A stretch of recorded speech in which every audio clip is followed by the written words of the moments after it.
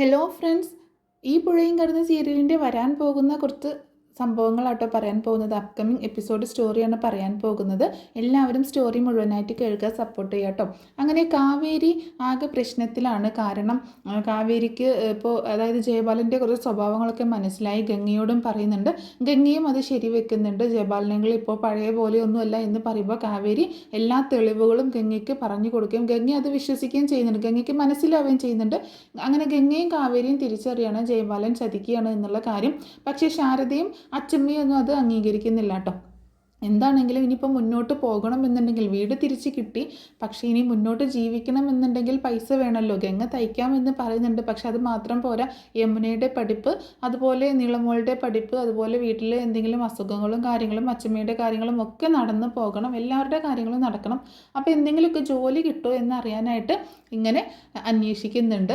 അതേ സമയത്ത് തന്നെ നമ്മുടെ നിവിൻ്റെ അമ്മയുടെ ഒരു റിസോർട്ട് ഉണ്ടല്ലോ, ടീ കപ്പ് എന്ന് പറയുന്നത്, അവിടേക്ക് റിസപ്ഷനിൽ ആളില്ലാഞ്ഞിട്ട് രാജേശ്വരി, അതായത് നിവിൻ്റെ അമ്മ, ഒരു റിസപ്ഷനിസ്റ്റിനെ അന്വേഷിക്കുകയും ചെയ്യുന്നുണ്ട് കേട്ടോ.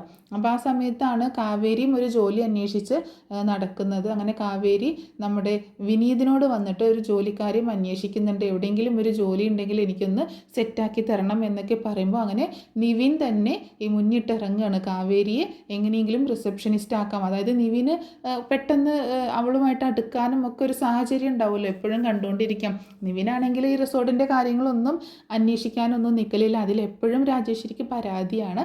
പക്ഷേ നിവിൻ എങ്ങനെയെങ്കിലും കാവേരി അവിടേക്ക് കൊണ്ടുവരണമെന്ന് തീരുമാനിക്കുന്നുണ്ട്. അങ്ങനെ നിവിൻ ആ റെക്കമെൻഡേഷനുമായിട്ട് രാജേശ്വരിയുടെ അടുത്ത് ചെല്ലുന്നുണ്ട്. അപ്പോൾ രാജേശ്വരി ആണെങ്കിൽ ആദ്യമൊന്നും സമ്മതിക്കുന്നില്ല. അതേ സമയത്ത് തന്നെ നമ്മുടെ ജയപാലൻ്റെ വൈഫ് വിളിക്കുന്നുണ്ട്. ആ സമയത്ത് ഫോൺ അറ്റൻഡ് ചെയ്യുന്നത് നിവിനാണ്. അപ്പോൾ നിവിൻ ഈ കാര്യങ്ങളൊക്കെ പറയുന്നുണ്ട്. ഇങ്ങനെ ഒരു ജോലിക്കാര്യത്തെക്കുറിച്ചൊക്കെ പറയുന്ന സമയത്ത് അവരും രാജിയോട്, അതായത് രാജേശ്വരിയോട്, നിവിൻ്റെ അമ്മയോട് സംസാരിക്കുന്നുണ്ട്. എന്തെങ്കിലുമൊക്കെ ഒരു ജോലി കിട്ടുകയാണെങ്കിൽ ആ കുടുംബം രക്ഷപ്പെടും, നീ ഒന്ന് സംസാരിച്ചിട്ട് നിനക്ക് ഓക്കെ ആണെങ്കിൽ എടുത്താൽ മതി എന്നുള്ള രീതിയിൽ പറയുകയാണ്. പക്ഷേ ഇതൊന്നും ജയപാലൻ അറിയുന്നില്ല കേട്ടോ. ജയപാലൻ അറിയാതെയാണ് ഇതൊക്കെ നടക്കുന്നത്. അതേസമയം ജയപാലൻ വിളിക്കുന്ന സമയത്ത് തന്നെ നിവിൻ ഫോണൊക്കെ മാറ്റി ആ കാര്യത്തെക്കുറിച്ച് വലിയ പ്രശ്നങ്ങൾ ഉണ്ടാക്കാത്ത രീതിയിൽ സംസാരിക്കുകയും ചെയ്യുന്നുണ്ട്.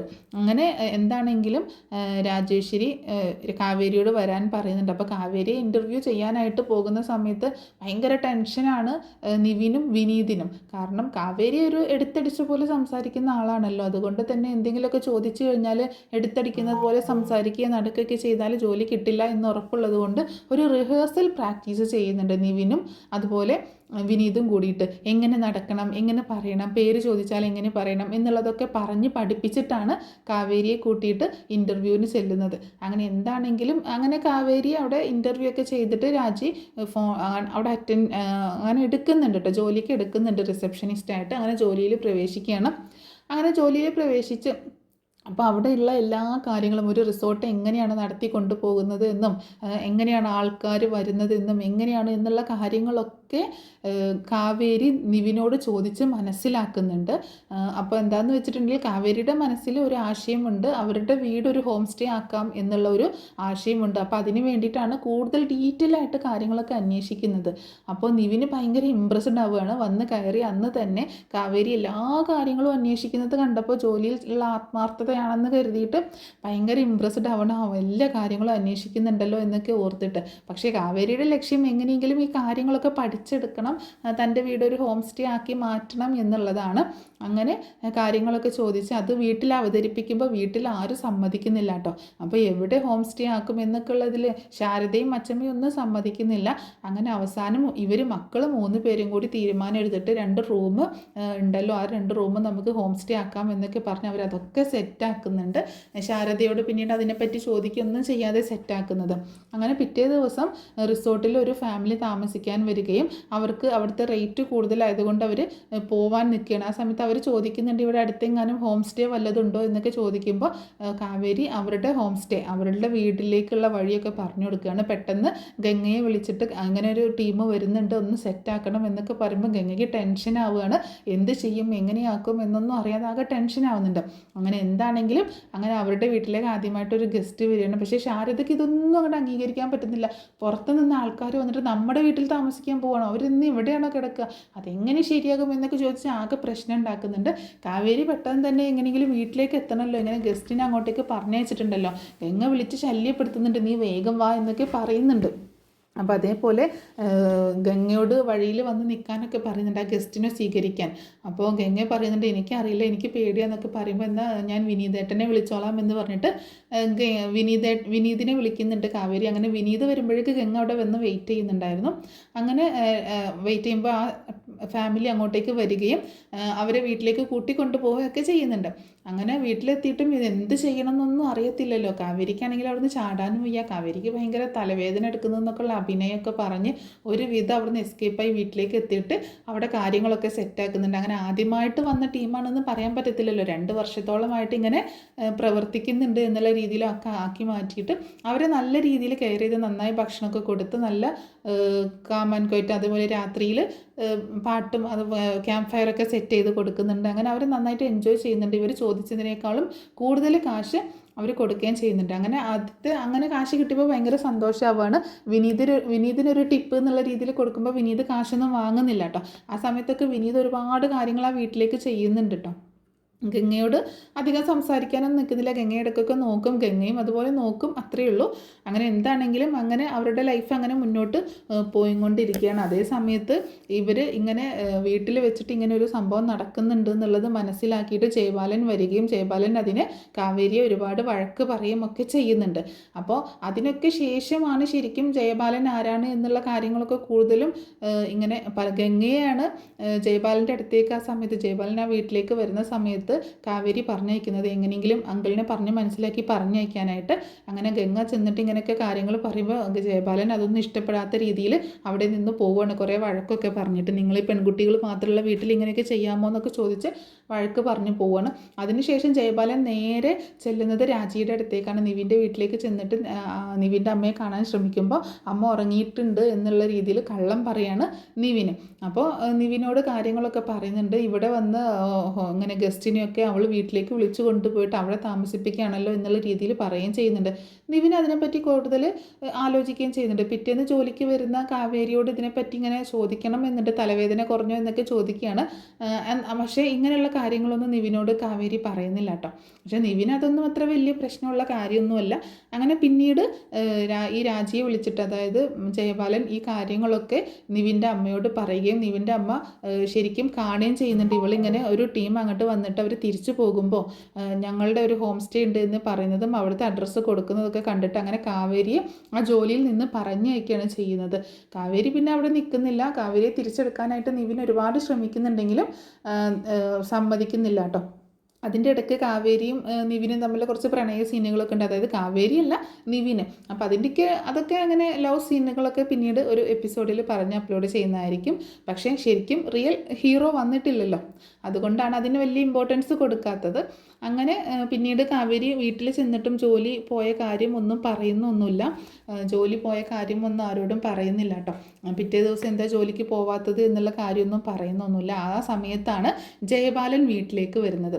ജയബാലൻ വരുന്ന സമയത്ത് ഇങ്ങനെ ഇവള് ജോലി പോയ കാര്യമൊക്കെ ജയബാലൻ അറിഞ്ഞിട്ടുണ്ടല്ലോ. ജയബാലൻ വീട്ടിലേക്ക് വന്നിട്ട് കാര്യങ്ങളൊക്കെ അങ്ങനെ അന്വേഷിക്കുന്നുണ്ട്. അപ്പോൾ കാവേരി ഇന്നെന്താ ജോലിക്ക് പോകുന്നില്ല എന്നൊക്കെ ഉള്ള രീതിയിൽ ഇങ്ങനെ സംസാരിക്കുകയാണ്.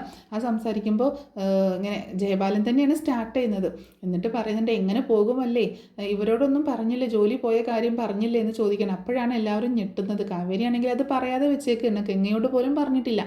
അങ്ങനെ ജോലി പോയ കാര്യം എല്ലാവരും അറിയുന്നുണ്ട്. അപ്പോൾ എന്താ സംഭവം എന്ന് ചോദിക്കുമ്പോൾ അവിടെ വരുന്ന ഗസ്റ്റിനെയൊക്കെയാണ് ഇവൾ ഇങ്ങോട്ടേക്ക് വിളിച്ചു കൊണ്ടുവരുന്നത് എന്ന് പറയണം. അത് കേട്ടപ്പോൾ ഭയങ്കരമായിട്ട് ടെൻഷനാവുകയാണ് ശാരദയ്ക്ക്. നീ എന്തിനാണ് അങ്ങനെയൊക്കെ ചെയ്യുന്നത് എന്നൊക്കെ പറഞ്ഞിട്ട് ഒരുപാട് അവളെ വഴക്ക് പറയും ഒക്കെ ചെയ്യുന്നുണ്ട്. പിന്നീട് അവിടെ നിന്ന് ചാടിത്തുള്ളി ദേഷ്യപ്പെട്ടുകൊണ്ടാണ് കാവേരി പുറത്തേക്ക് പോകുന്നത്. പക്ഷെ അതിനു മുൻപ് തന്നെ ഗംഗയുടെ വിവാഹത്തെക്കുറിച്ച് ജയബാലൻ ഇങ്ങനെ പറയുന്നുണ്ട്, ഒരു വിവാഹാലോചന കൊണ്ടുവരുന്നുണ്ട്. അപ്പോൾ കാവേരി ആണെങ്കിൽ ശാരദയെ എതിർക്കുന്നുണ്ട്. ഈ കുടുംബത്തിന് വേണ്ടിയിട്ട് നല്ലതേ ചെയ്യൂ എന്നൊക്കെ ശാരദ പറയുന്നുണ്ട് കേട്ടോ. അങ്ങനെ പയ്യനോടും വീട്ടുകാരോടും വരാൻ പറയാണ് ശാരദ. തുടർന്ന് ജയപാലൻ പയ്യനെയും വീട്ടുകാരെയും കൂട്ടിയിട്ട് ശാരദയുടെ വീട്ടിലേക്ക് വരുന്നുണ്ട്. അവരെ വളരെ സന്തോഷത്തോട് കൂടിയിട്ട് സ്വീകരിക്കുകയാണ് ശാരദയും മുത്തശ്ശിയും. മുത്തശ്ശിക്ക് അത്ര സന്തോഷമൊന്നുമില്ല. എങ്ങനെയെങ്കിലും ആ സമയത്ത് മുത്തശ്ശി പറയുന്നുണ്ട്, വിനീതിന് കല്യാണം കഴിപ്പിച്ച് കൊടുക്കുക ഗംഗയെ, ഇനിയും എന്തിനാണ് വേറൊരു ടീമിനെ കൊണ്ടുവരാൻ ശ്രമിക്കുന്നത് എന്നൊക്കെ ചോദിക്കുന്നുണ്ട്. അങ്ങനെ ജയപാലൻ അവരോട് പറയണത്, ഇതാണ് ശാരദ, എൻ്റെ പ്രിയ സുഹൃത്തിൻ്റെ ഭാര്യയാണ്. എൻ്റെ അനിയത്തിയായിട്ടാണ് ഞാൻ കാണുന്നത്.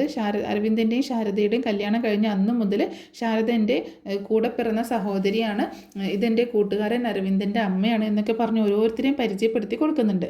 ഗംഗയെ പെണ്ണ് കാണാൻ ചടങ്ങിനായിട്ട് ഒരുക്കുകയാണ് കാവേരിയും യമുനയും. അവരുടെ അരികിലേക്ക് നിള വന്നിട്ട് പറയുന്നുണ്ട്, എല്ലാവരും വന്നിട്ടുണ്ട്, പയ്യൻ എങ്ങനെയുണ്ടെന്ന് യമുന ചോദിക്കുമ്പോൾ നിള പറയാണ്, അറിയില്ല, നീ പോയി നോക്കിയിട്ട് വാടി എന്ന് പറഞ്ഞ് കാവേരിയോട് പറയുന്നുണ്ട്. അപ്പം നിളയും കൂട്ടിയിട്ട് എല്ലാവരുടെ അടുത്തേക്ക് പോകുക. കാവേരി യമുനയോട് പറയുന്നുണ്ട്, യമുനയോട് നോക്കിയിട്ട് വരാൻ പറയണം. അങ്ങനെ യമുനയും നിളയും കൂടിയിട്ട് അങ്ങോട്ടേക്ക് ചെല്ലുകയാണ്. യമുന അവിടേക്ക് വരുമ്പോൾ ശാരദ പറയണം, ഇതെൻ്റെ മൂന്നാമത്തെ മകളാണ്, യമുന കോളേജിൽ പഠിക്കുകയാണെന്ന് പറയുന്നുണ്ട്. യമുന സംശയത്തോട് കൂടിയിട്ട് എല്ലാവരെയും നോക്കുന്നുണ്ട്. ജയപാലൻ പറയുന്നുണ്ട്, ശാരദ ഇത് പയ്യൻ്റെ അമ്മ, എൻ്റെ ചേച്ചിയുടെ സ്ഥാനമാണ് എന്നൊക്കെ ഓരോരുത്തരെയും പരിചയപ്പെടുത്തി കൊടുക്കണം. ആ സമയത്ത് കഷണ്ടിയൊക്കെയുള്ള അല്പം പ്രായമുള്ള ഒരാളാണ് ഗംഗയെ പെണ്ണ് കാണാൻ വന്നിട്ടുള്ളത് കേട്ടോ. പക്ഷേ പയ്യനാണ് അത് എന്നുള്ളതൊന്നും ആരും പറയുന്നില്ല. ഏതാണ് പയ്യൻ എന്ന് മനസ്സിലാകാതെ യമുന അവിടെയൊക്കെ നോക്കിക്കൊണ്ട് അകത്തേക്ക് കയറി വരുമ്പോൾ കാവേരി ചോദിക്കുന്നുണ്ട്, പയ്യൻ എങ്ങനെയുണ്ടെന്ന് ചോദിക്കുമ്പോൾ യമുന പറയാണ്, പയ്യൻ വന്നിട്ടില്ല എന്ന് തോന്നുന്നു ചേച്ചി എന്ന് പറയണം. കാവേരി ചോദിക്കുന്നുണ്ട്, പയ്യൻ വന്നില്ലേ, പിന്നെ ആരാ വന്നത്? യമുന പറയാണ്, ജയപാലൻ അങ്കിളുണ്ട്, പയ്യൻ്റെ അമ്മ വന്നിട്ടുണ്ട്, പിന്നെ 2 പേര് കൂടിയുണ്ട്, പയ്യൻ വന്നിട്ടില്ല എന്നാ തോന്നുന്നത് എന്ന് പറയണം.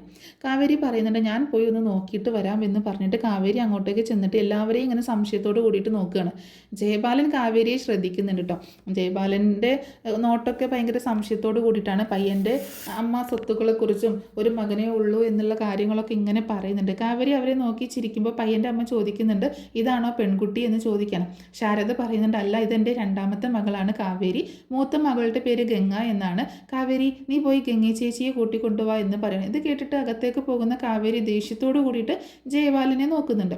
അങ്ങനെ എന്നിട്ട് ഗംഗയുടെ അടുത്തേക്ക് വന്നിട്ട് കാവേരി പറയണം, ചേച്ചി വിളിക്കുന്നുണ്ട് എന്ന് പറയുമ്പോൾ യമുന ചോദിക്കുന്നുണ്ട്, ചെറുക്കൻ്റെ ഫോട്ടോ എങ്കിലും കാണിക്കുമായിരിക്കും അല്ലേ എന്ന് ചോദിക്കുമ്പോൾ ചെറുക്കൻ വരാൻ പറയും ഞാൻ.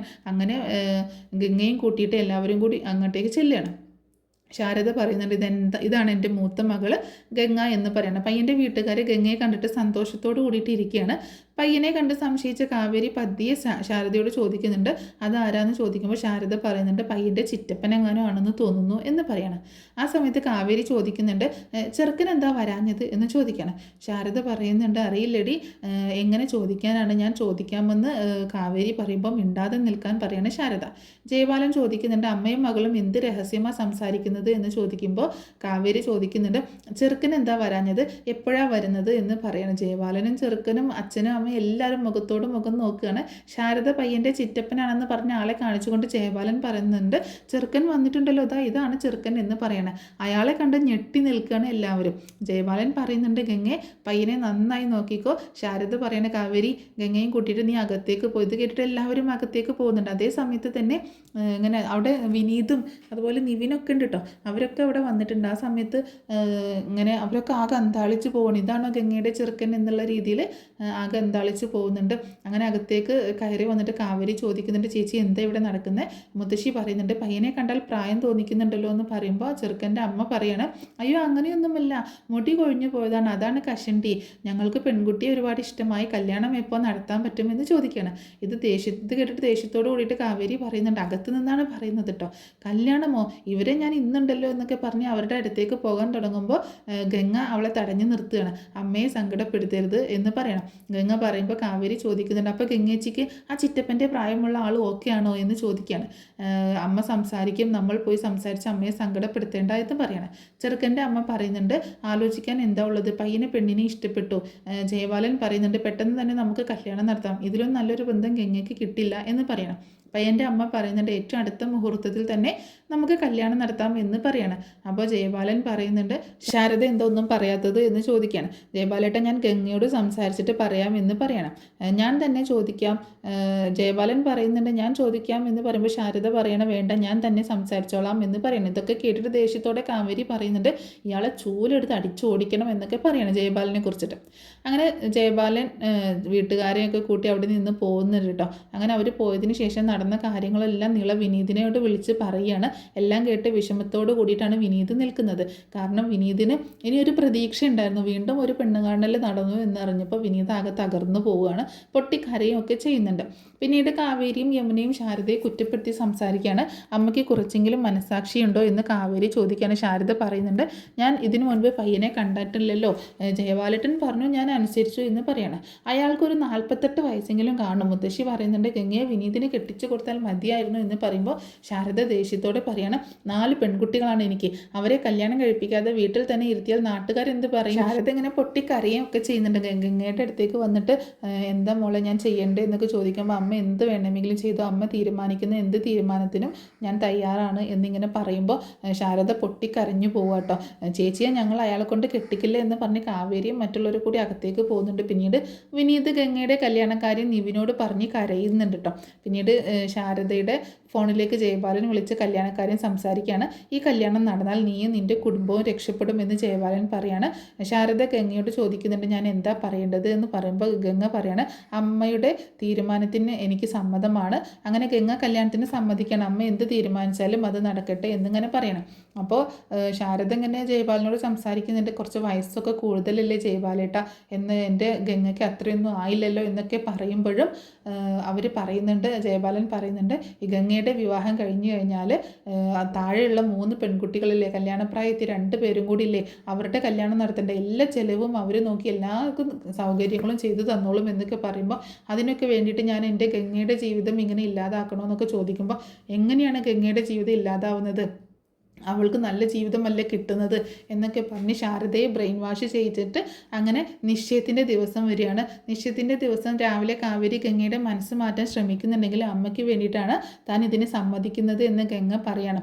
ശാരദ വന്ന് ഗംഗയെ ആശ്വസിപ്പിക്കുകയാണ്. നിശ്ചയത്തിനുള്ള ഒരുക്കങ്ങളൊക്കെ നടക്കുമ്പോൾ ജയബാലനും കുടുംബവും അവിടേക്ക് വരുന്നുണ്ട് കേട്ടോ. ജയബാലൻ്റെ കുടുംബം വരുന്നുണ്ട്.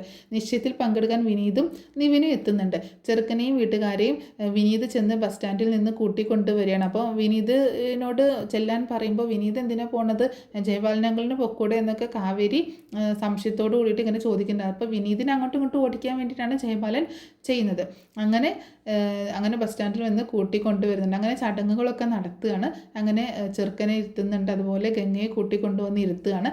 അങ്ങനെ ഓരോ ചടങ്ങുകളൊക്കെ അങ്ങനെ ആളുകളെയൊക്കെ അങ്ങോട്ടും ഇങ്ങോട്ടും പരിചയപ്പെടുത്തുകയൊക്കെ ചെയ്യുന്നുണ്ട് കേട്ടോ. വീണ്ടും എന്നാൽ നമുക്ക് ചടങ്ങ് തുടങ്ങാം എന്നൊക്കെ പറഞ്ഞ് അവർ നിശ്ചയത്തിൻ്റെ ചടങ്ങുകളൊക്കെ തുടങ്ങുന്ന സമയത്ത് ഒരു കുട്ടി ഓടി വന്നിട്ട് അച്ഛാ എനിക്ക് മൊബൈൽ താ എന്ന് പറഞ്ഞുകൊണ്ട് ആ കല്യാണ ചെറുക്കൻ്റെ മടിയിലേക്ക് കയറിയിരിക്കണം. ഇത് കേട്ടിട്ട് എല്ലാവരും ഞെട്ടിപ്പോവുക കേട്ടോ.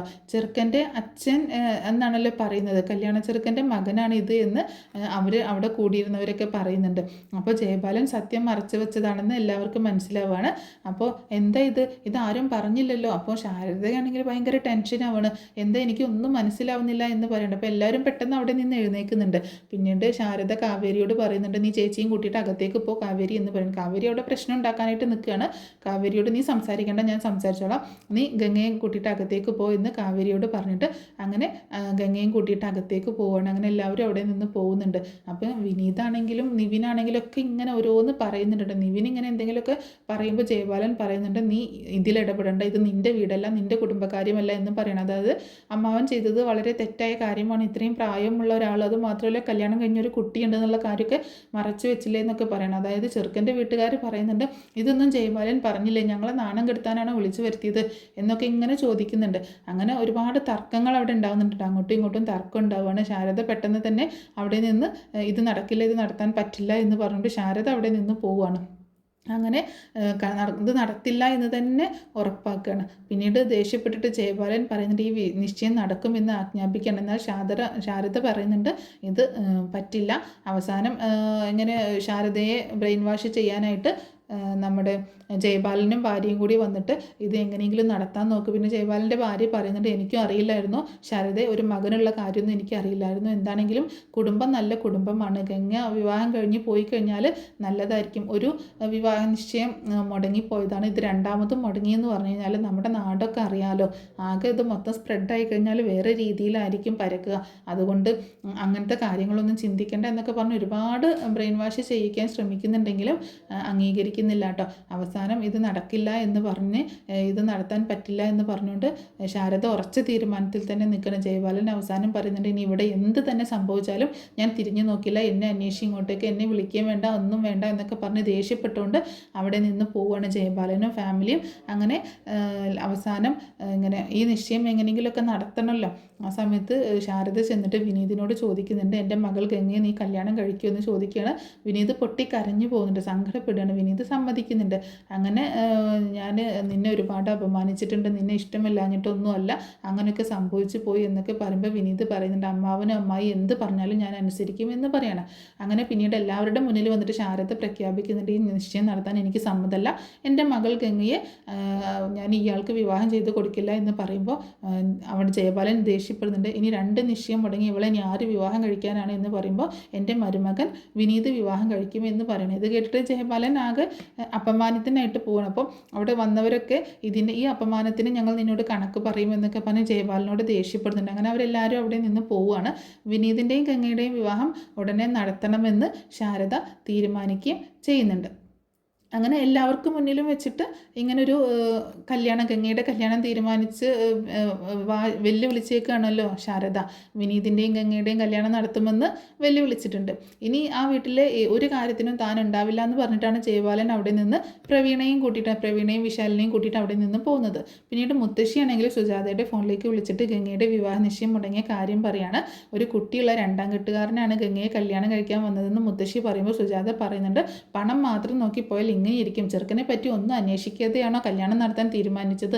അവൾ എൻ്റെ മോൻ്റെ മനസ്സ് ഒരുപാട് വേദനിപ്പിച്ചതല്ലേ, ഇനി അവളെ കെട്ടാൻ ആര് വരും? 2 വട്ടം വിവാഹ നിശ്ചയം വരെ എത്തി കല്യാണം മുടങ്ങിപ്പോയി അവളെ കെട്ടാൻ ഇനി ഒരുത്തനും വരില്ല.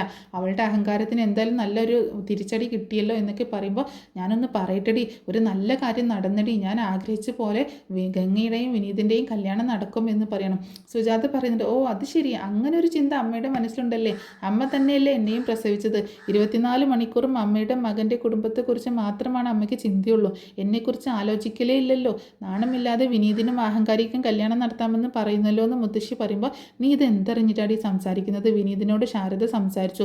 2 നിശ്ചയം മുടങ്ങിപ്പോയ ഗംഗ ഇനി ആര് കെട്ടാൻ വരുമെന്ന് ജയപാലൻ ചോദിച്ചപ്പോൾ ശാരദ വിനീതിനോട് സംസാരിച്ചു. ഗംഗയെ കെട്ടണമെന്ന് ശാരദ അപേക്ഷിച്ചപ്പോൾ വിനീത് കല്യാണത്തിന് സമ്മതിച്ചു എന്ന് പറയണം. അങ്ങനെ ഗംഗയുടെയും വിനീതിൻ്റെയും കല്യാണം നടക്കണമെന്ന് ഞാൻ ആഗ്രഹിച്ചു, അത് നടക്കാൻ പോവാണ് എന്ന് പറയുമ്പോൾ സുജാത പറയുന്നുണ്ട്, അമ്മ സന്തോഷിക്കേണ്ട, ഫോൺ വെക്ക്, ഇതേ ഞാൻ അങ്ങോട്ടേക്ക് വരികയാണെന്ന് പറഞ്ഞിട്ട് ദേഷ്യത്തോടെ ഫോൺ വെച്ചിട്ട് ശാരദയുടെ വീട്ടിലേക്ക് ഓടി വരികയാണ് സുജാത. എന്നിട്ട് ചോദിക്കുന്നുണ്ട്, നീ എന്താടി വിചാരിച്ചിരിക്കുന്നത്? നിനക്കൊരു മനഃസാക്ഷിയില്ലേ? നീ ഇത്രയ്ക്ക് സ്വാർത്ഥയാണോ? ഈ സമയം വിനീത് അവിടേക്ക് വരുന്നുണ്ട്. അമ്മേ ഞാൻ പറയുന്നത് കേൾക്ക് എന്ന് വിനീത് പറയുമ്പോൾ സുജാത പറയുന്നുണ്ട്, നീ മിണ്ടരുത്, നീ ആരോട് ചോദിച്ചിട്ടാണ് എൻ്റെ മോൻ്റെ കല്യാണം നടത്താൻ തീരുമാനിച്ചത്? മുത്തശ്ശി സുജാതയെ വിളിക്കുമ്പോൾ സുജാത പറയുന്നുണ്ട്, അമ്മ കാരണമാണ് ഇതെല്ലാം നടന്നത്, വലിയ സന്തോഷത്തോടെ എന്നോട് പറഞ്ഞല്ലോ, ഞാൻ ആഗ്രഹിച്ചതുപോലെ ഗംഗയുടെയും വിനീതിൻ്റെയും കല്യാണമാണെന്ന്. എല്ലാവരും കൂടി എൻ്റെ മകൻ്റെ കല്യാണം തീരുമാനിക്കാൻ അവൻ അനാഥനാണോ? അവൻ്റെ അമ്മയായ ഞാൻ ഇവിടെ തന്നെയുണ്ട്. എടാ വിനീത്, നീ എന്നോട് ചോദിക്കാതെ ഈ കല്യാണത്തിന് സമ്മതം പറഞ്ഞോ എന്നൊക്കെ ഇങ്ങനെ ചോദിച്ച് ദേഷ്യപ്പെട്ടുകൊണ്ടിരിക്കുകയാണ്. ശാരദ പറയുന്നുണ്ട്, ഞാനാ ചോദിച്ചത്, വിനീതിനെ വഴക്ക് പറയേണ്ട, ഗംഗയുടെ ജീവിതം നല്ലതാകണമെന്ന് കരുതി ഒരു കല്യാണം നടത്താൻ തീരുമാനിച്ച ഒരു കുട്ടിയെ കൊണ്ട് അവൻ വന്നപ്പോൾ എനിക്ക് എന്ത് ചെയ്യണമെന്ന് അറിയാതെ പോയി. എൻ്റെ കുട്ടികൾക്ക് ഒരു ജീവിതം ഇല്ലാതാകുമോ എന്ന് ഞാൻ ഭയന്നു, അതുകൊണ്ടാണ് ഞാൻ വിനീതിനോട് അങ്ങനെ ചോദിച്ചത്. സുജാത ചോദിക്കുന്നുണ്ട്, ശാരദ നിനക്ക് നാണമില്ല ഇങ്ങനെയൊക്കെ ചോദിക്കാൻ? ഇവനെ കല്യാണം കഴിച്ചാൽ നിൻ്റെ മകൾ സന്തോഷമായിട്ട് ജീവിക്കില്ല എന്ന് പറഞ്ഞതല്ലേ? നീ എവിടേക്കോ ചെറുക്കനെ അന്വേഷിച്ചത്, ആരും കിട്ടില്ല എന്ന് കണ്ടപ്പോൾ നിനക്കിപ്പോൾ എൻ്റെ മകനെ കിട്ടിയുള്ളൂ എന്നൊക്കെ പറഞ്ഞ് സുജാത ഒരുപാട് പ്രശ്നം ഉണ്ടാക്കുന്നുണ്ട് കേട്ടോ. ഈ മഹാറാണിയെ ഇഷ്ടമാണെന്നറിയാം എല്ലാവർക്കും, ഈ മഹാറാണിയെ നിനക്ക് എന്നിട്ട് വിനീതിനോട് പറയുന്നുണ്ട്, പക്ഷേ ഇവളെ അന്ന് നിനക്ക് തരാൻ തയ്യാറായില്ല, നീ ടൈലറാണ്, നിൻ്റെ കയ്യിൽ പണമില്ല, ഈ നാട് ഇഷ്ടമില്ല, എന്തൊക്കെയായിരുന്നോ, ആരും കിട്ടില്ലെന്ന് കണ്ടപ്പോൾ നിൻ്റെ അടുത്ത് വന്ന് ചോദിച്ചു, ഇവളെ കെട്ടാൻ ആരും വരില്ലട്ടോ, ഐശ്വര്യം കെട്ടവളാണ് ഇവള്. കരഞ്ഞുകൊണ്ട് ശാരദ പറയുന്നുണ്ട്, ദയവ് ചെയ്ത് അങ്ങനെയൊന്നും പറയരുത്, ഞാൻ പറയുന്നതൊന്ന് കേൾക്ക്, ഞാൻ ചെയ്തതെല്ലാം തെറ്റായിപ്പോയി, എന്നോട് ക്ഷമിക്കണം, ഞാൻ അപേക്ഷിക്കുകയാണ്, വിനീതിൻ്റെ കല്യാണം ഗംഗയുമായിട്ട് നടത്തണം എന്നൊക്കെ എന്നൊക്കെ പറയണം. അങ്ങനെ സുജാത പറയുന്നു, ശാരദേ ഇതുപോലെയല്ലേ അന്ന് ഞാൻ വന്ന് നിൻ്റെ മുന്നിൽ അപേക്ഷിച്ചത്, നിൻ്റെ മകളെ എൻ്റെ മകന് കൊടുക്കണമെന്ന് ഞാൻ എത്ര തവണ നിന്നോട് പറഞ്ഞു, അന്നൊന്നും നിങ്ങൾ കേട്ടില്ലല്ലോ എന്നൊക്കെ പറയട്ടോ. അങ്ങനെ ശാരദ സുജാതയുടെ കാല് പിടിക്കാനൊക്കെ തുടങ്ങുമ്പോൾ വിനീത അവളെ പിടിച്ച് മാറ്റുന്നുണ്ട്. അങ്ങനെ സുജാത ദേഷ്യത്തോടെ പറയണ, ശാരദ നീ നിൻ്റെ മക്കളും നശിച്ചു പോയാലും എനിക്കൊന്നുമില്ല, എൻ്റെ മകനെ കൊണ്ട് നിൻ്റെ മകളെ കല്യാണം കഴിപ്പിക്കാൻ എന്നുള്ള നിൻ്റെ ചിന്ത ഈ ജന്മത്തിൽ നടക്കില്ല, ഞാൻ നടത്തില്ല എന്ന് പറയണം. എന്നിട്ട് സുജാത വിനീതിനോട് പറയുന്നുണ്ട്, നീ ഇപ്പോൾ എൻ്റെ കൂടെ വന്നില്ലെങ്കിൽ ഇവിടെ ഒരു കൊലപാതകം നടക്കുമെന്ന് പറഞ്ഞ് വിനീതിനെയും കൂട്ടിയിട്ട് അവിടെ നിന്ന് പോവാണ്. ശാരദ പൊട്ടിക്കരയുമ്പോൾ കാവേരി വന്ന് കുറ്റപ്പെടുത്തുന്നുണ്ട്, ഇപ്പോൾ അമ്മയ്ക്ക് സന്തോഷമായോ, ചേച്ചിയുടെ ഒരു വാക്ക് പോലും ചോദിക്കാതെ ഇങ്ങനെയൊക്കെ ചെയ്യുമോ, അമ്മ എല്ലാം അമ്മയുടെ ഇഷ്ടത്തിനനുസരിച്ച് ചെയ്യണം, അമ്മയുടെ ചേട്ടനെ വിശ്വസിച്ച് ഞങ്ങൾ നാട്ടുകാർക്ക് മുന്നിൽ അപമാനിച്ചിരിക്കുകയാണ്, ഗംഗയും കൂട്ടിയിട്ട് കാവേരിയും മറ്റുള്ളവരും അകത്തേക്ക് പോകുന്നുണ്ട്, ഇനി അമ്മക്ക് അത്രയ്ക്ക് വയ്യാന്നുണ്ടെങ്കിൽ ഞങ്ങൾ ഈ മലയുടെ മുകളിൽ നിന്ന് ചാടി മരിക്കാം എന്നൊക്കെ പറഞ്ഞ് ഇങ്ങനെ കുറ്റപ്പെടുത്തുന്നുണ്ട്. ശാരദയാണെങ്കിൽ അരവിന്ദിൻ്റെ ഫോട്ടോൻ്റെ മുന്നിൽ നിന്ന് പൊട്ടിക്കരയാണ്. പിന്നീട് വീട്ടിലെത്തിയപ്പോൾ സുജാത വിനീതിനെ വീണ്ടും വഴക്ക് പറയുന്നത്, നീ ആരോട് ചോദിച്ചിട്ടാണ് ഈ കല്യാണത്തിന് സമ്മതിച്ചത് എന്നൊക്കെ പറയാട്ടോ. അങ്ങനെ എന്താണെങ്കിലും ഞാൻ മരിച്ചാൽ പോലും നിൻ്റെ ഇങ്ങനെ അവളെ കല്യാണം കഴിക്കണമെന്ന് നീ പറയണം, നിനക്ക് വേണമെങ്കിൽ അവളെ കല്യാണം കഴിക്കാം, പക്ഷേ മരിച്ച് എൻ്റെ കർമ്മങ്ങൾ ചെയ്യാൻ പോലും നീ ഇങ്ങോട്ടേക്ക് വരരുത് എന്നൊക്കെ പറയാട്ടോ. ഞാൻ ജീവിച്ചിരിക്കുമ്പോൾ ഈ കല്യാണം നടത്തില്ല എന്നൊക്കെ പറയുന്നുണ്ട്. വിനീത് ഗംഗയോട് പിന്നീട് തിരിച്ച് വീട്ടിലെത്തിയിട്ട് പറയുന്നുണ്ട്, ശാരദയോടൊക്കെ വന്നിട്ട് പറയുന്നുണ്ട്, ഗംഗ എനിക്ക് പറയാനുള്ളത് നീയും കൂടി കേൾക്കണം എന്ന് പറയണ്ട. അങ്ങനെ ഗംഗയും എല്ലാവരും കൂടി ഉള്ളപ്പോൾ പറയാണ്, അമ്മായി എന്നോട് ചോദിച്ചപ്പോൾ ഞാൻ എന്താണോ പറഞ്ഞത് അതേ തീരുമാനം തന്നെയാണ് എനിക്കിപ്പോഴും, നിങ്ങൾക്ക് എല്ലാവർക്കും സമ്മതമാണെങ്കിൽ ഗംഗയെ ഞാൻ കല്യാണം കഴിക്കാം എന്ന് പറയാട്ടോ. ഇത് കേട്ടിട്ട് മുത്തശ്ശിക്കും ശാരദയ്ക്കും സന്തോഷമാകുന്നുണ്ട്. മുത്തശ്ശി പറയണം, അടുത്ത ആഴ്ച ക്ഷേത്രത്തിൽ വെച്ച് വിനീതിൻ്റെയും ഗംഗയുടെയും കല്യാണം നടത്താം, ഇനി നിശ്ചയമൊന്നും വേണ്ട. സുജാതയോട് ഈ കാര്യം പറയണ്ടേന്ന് ചോദിക്കുമ്പോൾ വിനീത് പറയണം, അമ്മയുടെ കാര്യം ഞാൻ നോക്കിക്കോളാം, അമ്മ എതിർത്താലും എൻ്റെ തീരുമാനത്തിൽ മാറ്റം ഉണ്ടാവില്ല, ഇനി ഗംഗയുടെ കല്യാണം മുടങ്ങില്ല എന്ന് വിനീത് പറഞ്ഞിട്ട് പോവുകയാണ്. പിന്നീട് നിവിനും വിനീതും കൂടിയിട്ട് കല്യാണത്തിന് ഡ്രസ്സൊക്കെ എടുക്കുന്നതിനെ കുറിച്ച് സംസാരിക്കുകയാണ്. വിനീത് ശാരദയുടെ വീട്ടിൽ വന്നിട്ട് ഡ്രസ്സ് എടുക്കാൻ പോകാൻ ഗംഗയും എല്ലാവരെയും വിളിക്കുമ്പോൾ ഗംഗ മടി കാണിക്കുക കേട്ടോ.